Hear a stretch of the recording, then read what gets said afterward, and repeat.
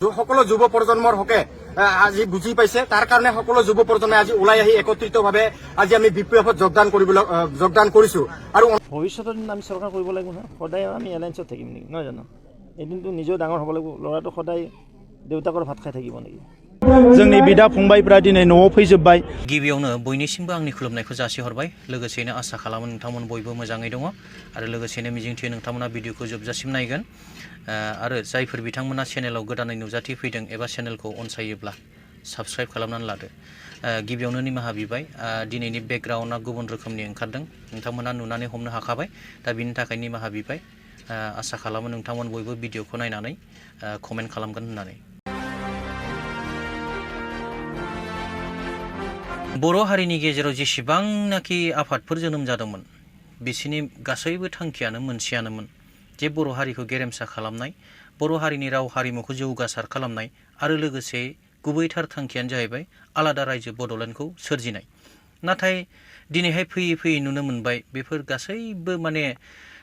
साननाय हनाय आसा मिजिंफ्रा मोनसेनि उनाव मोनसे फेलें जालांनो नागिरनाय बायदि नुनो मोनदों बिनि गेजेरावनो गोविन्द बसुमतारी आरो प्रमद बर' बिथांमोनहा माखासे खोथा बुंदों जे गासैबो बर' हारिनि गेजेरावनो गोजोन फैबाय आरो जायफोरनाखि हाग्रायाव दंहैयोमोन बिथांमोनहाबो गासैबो न'आव फैनो हाबाय मोजाङै संसार जानो हाबाय बेफोरबायदि गोबां माने जौगानायनि खोथाफोर बुंदों नाथाय बेफोरखौ खोनासङोब्ला जोङो माखासे आद्रा थालांनाय बायदि नुयो जेरै गोजोन गोरोबथानि उनावबो बारग' एनडिएफबि बिथांमोना दासिमबो जेलनिफ्राय ओंखारबोनो हायाखै आरो गोबांथार माने बर' रायजो राजाफ्रा नांगौ बायदि जौगाथायखौ मोननो हायाखै बेखौ जोङो नुनो मोनदों दा बिथांमोना मा बुंदों बिदिब्ला भिडिअनि गेजेरजों एसे नायग्रोदिनि 3 बोसोरावनो UPPLनि सासन फैनाय लोगो लोगो रायजोफ्रा गोजोन मोनबाय रैखाथि मोनबाय मोजां थासारि फैबाय गावनि गोसो बायदियै गोसोनि साननाय बायदियै रायजो जानो हानाय मोनसे परिबेस फैबाय बेखौ बयबो रायजो राजाया मोजां मोनदों बेराफारसेथिं बर' हारिनि थाखाय मोजां बाथ्रा जोंनि बिदा फंबायफ्रा दिनै न'आव फैजोबबाय जोङो दायो हारिखौ बोरैहाय दैदेनलांगो बिनि थाखाय खौसे जानानै खामानि मावनांगो बेल' जोंहा थासारि दङ फारसेथिं मोनसे समाव बड'फा उपेन्द्रनाथ ब्रह्मआ बुंदोंमोन संकसनिफ्राय सदियासिम जोंनि रायजोआ जानांगो दिनै संकसनिफ्राय सदिया नङाब्लाबो गहपुरसिम जोंनि रायजोआ अरनायनि मोनसे खाबु फैबाय UPPLआ दासिमहालागै जेसेबां हाबाफारि लादों बे गासैबो साक्सेसफुलानो जादों आरो दिनैनि जे हाबाफारि बेबो साक्सेस बे केइदिन गुबुन गुबुन डिस्ट्रिक्टआव जिखिनि हाबाफारि लादों मोनफ्रोमबो हाबाफारियावनो 12निफ्राय 15,000 बायदि गेटारिं जाबाय थादों आरो बेफोरनो जोंनि स्ट्रेंथखौ UPPLनि जितु स्ट्रेंथ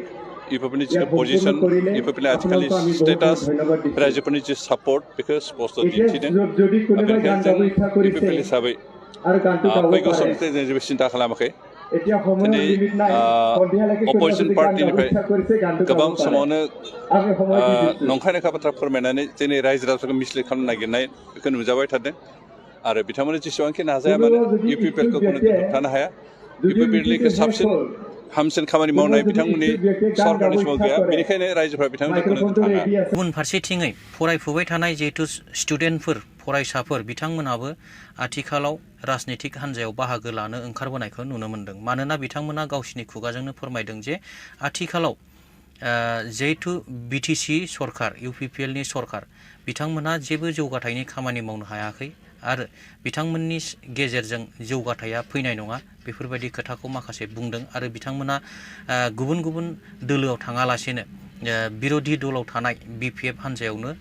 लैहोर लैहोर फैनानै जइन जाफैनायखौबो जों नुनो मोनो BPF জয়েনিং হোৱাৰ মেইন উদ্দেশ্যটো কি নিশ্চিতভাৱে এটা কথা ক'ব লাগিব যে পৰিৱৰ্তন আৰু শান্তিৰ যি শ্লোগান দি পেলাই একালৰ ছাত্ৰ নেতা প্ৰমদ বড়ো ডাঙৰীয়াই শাসনৰ গাদীত অধিষ্ঠিত হৈছিল আমি ভাবিছিলো যে অনাগত দিনত সকলো জাতি জনগোষ্ঠীৰ সৰ্বাংগী উন্নয়ন কৰিব কিন্তু আমি দেখা পালো নিৰ্বাচনী ইস্তাহাৰত যি তেখেতে প্ৰতিশ্ৰুতি দিছিল সেয়া প্ৰতিশ্ৰুতি আজিৰ দিনত অসাৰ হৈছে আজি এটা কথা ক'ব লাগিব নিশ্চিতভাৱে যিটো সময়ত আমাৰ স্কুল কলেজৰ অৱস্থা একেবাৰে তথৈবচ হৈ গৈছে চাওক কেনেকুৱা ধৰণৰ নিশ্চিত প্ৰকাৰে এটা কথা ক'ব লাগিব যে যি সময়ত এটা শ্ৰেণী কোঠাত এটা LP স্কুলত এজন শিক্ষকে চলাই পাঠদান দিবলগীয়া হৈছিল সেইখিনি সময়ত নলেজ ফেষ্টিভেলৰ দৰে এটা অনুষ্ঠান পাতি কোটি কোটি টকা ৰাজহুৱা ধনৰ খৰাত পাতিছে এইখন চৰকাৰে আৰু লগতে এটা কথা ক'ব লাগিব যে CSB বৰ্ডখন যিটোৰ জৰিয়তে আমাৰ নিবনুৱা সমস্যা সমাধান হৈছিল সেয়া আজিৰ দিনত আমি দেখিবলৈ পাইছো ফটকাৰ ফেনত পৰিণত হৈছে CSB বৰ্ডখনে নোহোৱা কৰি দিছে আৰু এটা কথা নিশ্চিতভাৱে ক'ব লাগিব যে যদি BTCত যদি পৰিৱৰ্তনৰ দৰকাৰ আছে যিটো সৰ্বাংগীন সকলো জাতি জনগোষ্ঠীৰ যদি উন্নতি সাধন কৰিব লগা হয় তেতিয়াহ'লে হাগ্ৰামা মহিলাৰী নেতৃত্বাধীন BPF চৰকাৰৰ অবিহনে আমাৰ গতি নাই এয়া নৱপ্ৰজন্মই বুজি পাইছে এয়া যুৱ প্ৰজন্মই বুজি পাইছে গতিকে অনাগত দিনত সকলো ৰাইজৰ হকে সকলো যুৱ প্ৰজন্মৰ হকে আজি বুজি পাইছে তাৰ কাৰণে সকলো যুৱ প্ৰজন্মই আজি ওলাই আহি একত্ৰিতভাৱে আজি আমি BPFত যোগদান কৰিছো আৰু অনাগত দিনত যাতে ৰাইজৰ হকে কাম কৰি যাব পাৰো তাৰ বাবে সকলো ৰাইজৰ পৰা মৰম আৰু আশীৰ্বাদ বিচাৰিছো आसाम एसेम्ब्लियावनो जा बा BTCआवनो जा BJP आरो UPPL बिथांमोना खौसेयै सरकार सोलिगासिनो दं दा बिनि गेजेरावनो BJP हान्जाया UPPL हान्जाखौ नागारनानै बा UPPL हान्जानि माने मददखौ लायालासेनो उनावहाय गाव हारसिङैनो BJPआ सरकार दागोन BTCखौ दखल खालामगोन बे खोथाखौ बुंदों रायजो BJP दोलोनि आफादगिरि भबेश कलिता बिथाङा लोगोसेनो बिथाङा गोदोहाय BPFनि EM आरो आथिखालाव BJPनि MCLA बा राजिब बांगाल बिथांखौ लाजि फोनांनाय भिडिअखौबो नुनो मोन्दों नोंथांमोनहा भिडिअखौ एसे नायदो अब्लानो हमनो हागोन जे आथिखालाव BJP आरो UPPLनि गेजेराव सोमोन्दोआ माबायदि আমাৰ এতিয়া নহয় এতিয়াতো আমাৰ চৰকাৰ চলি আছে আমি সেইটো কৈছোঁ আপোনাক ভৱিষ্যতৰ দিন আমি চৰকাৰ কৰিব লাগিব নহয় সদায় আমি এলায়েন্সত থাকিম নেকি নহয় জানো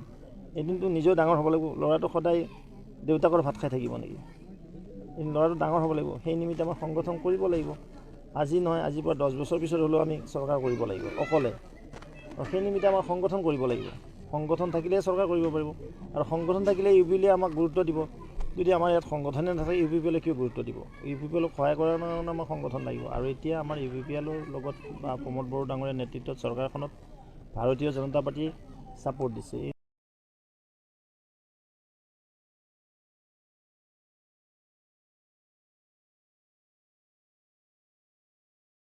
बेफोर गासैबो भिडिअखौ नायनानै नोंथांमोना माबायदि मोनखो कमेन्ट सेक्सनाव लिरनानै हरदो आरो आथिखालनि आबहावाजों